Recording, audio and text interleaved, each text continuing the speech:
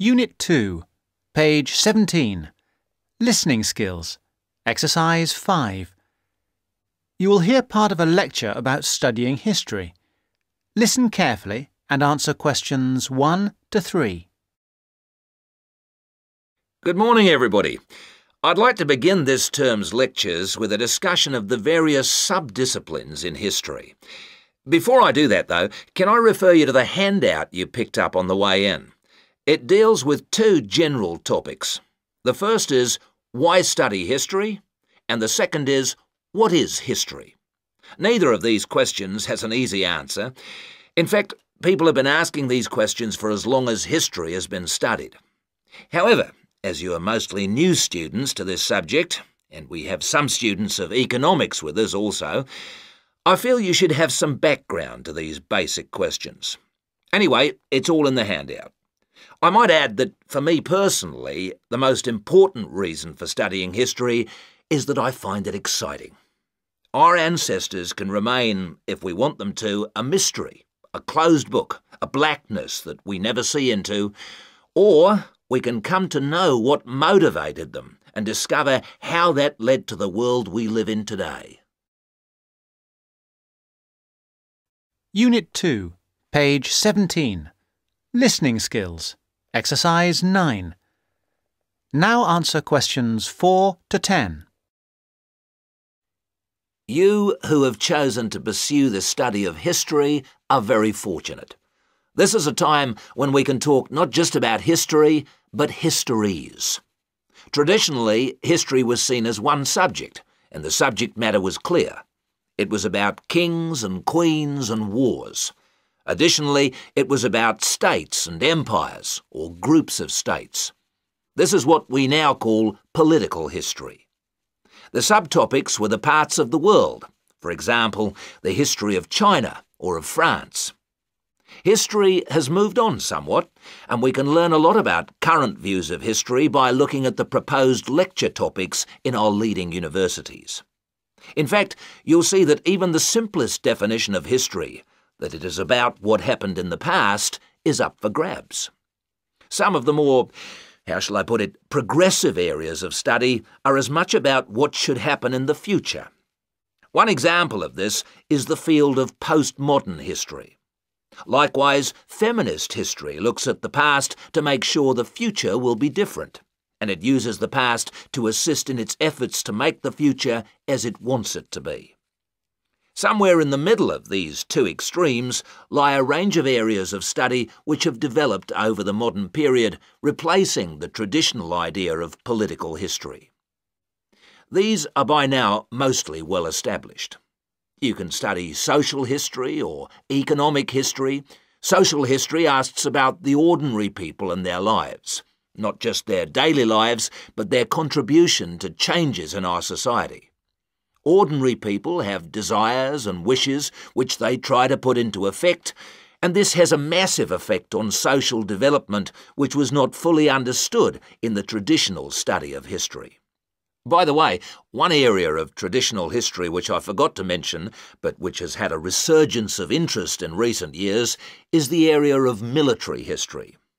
This was, of course, of great practical use in more violent times, and unfortunately has become of increasing use and interest, academically and practically, in our own times. By the way, there is a new series of lectures on military history in our department, as if to demonstrate the truth of what I've just said. Ethnic and multicultural history are further examples of kinds of history which, like social history, differ from the traditional forms. Ethnic history is a modern concern which concentrates on the value systems and beliefs of a people, usually a minority people, which were ignored in the rapid forward march of the rich and powerful nations and states. How various ethnic groups live together and how their traditions change and develop is the subject of its contemporary cousin, multicultural history. In sum, as I said, you are fortunate to have such a wide choice of things to study in the fields of history. Choose wisely. And finally, it only remains for me to wish you good luck in your studies. Unit 2, page 18. Speaking skills. Exercise 3. I should say, and yes, this is something I forgot to say, this car was the most precious, beautiful, wonderful thing in my life at that time. And there I was, without it. I'd lost it. I felt very, how shall I put it, stupid. Now, where was I? Oh yes, talking to the policeman. He didn't really take any notice of me. He didn't laugh, but he did look very uninterested. Now, next, let me see. Yes, the next thing that happened was that...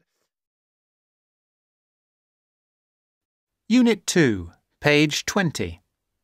Speaking skills. Exercise 12.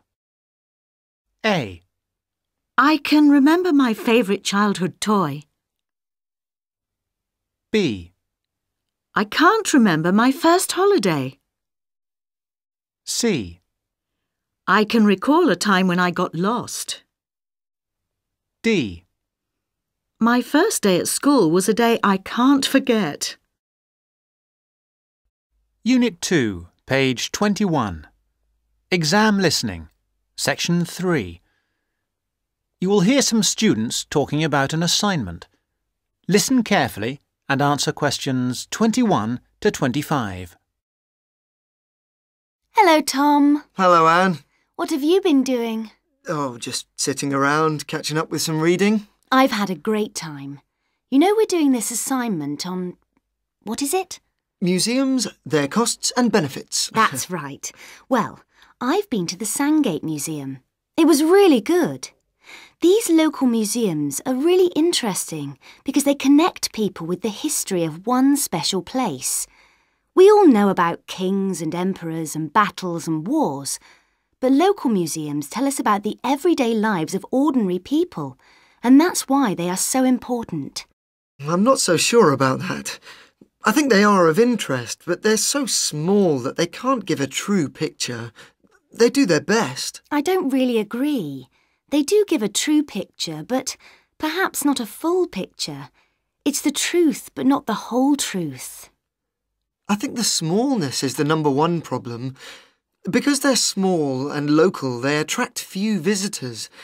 That's why they have so little money. And because they have little money, they can't buy or maintain many really interesting exhibits. As a result, the shop is almost as big as the museum to try to raise money by selling souvenirs, postcards, sweets and so on. I think they find it difficult, but not impossible. And don't forget, they get a lot of their exhibits free from local people. There was this boat, for example, that was fantastic. Really? What was that? There was a massive fishing boat, a real one, about 100 years old, and you could walk on it and get the feeling of what fishing in those days was really like. Sounds quite good. But I've always found that these kinds of museums are a bit dingy. For example, the display cabinets are so dark that you can hardly see the exhibits, and the labels are sometimes difficult to read. Unit 2, page 21. Exam listening.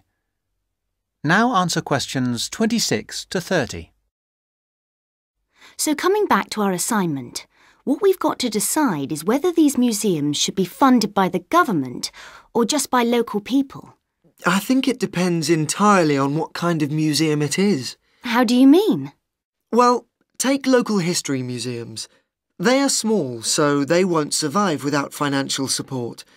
But that should come from the local authority, since only people in that area or tourists will visit it. I agree, but what about big natural history museums? Surely they should get money from the central government. Why?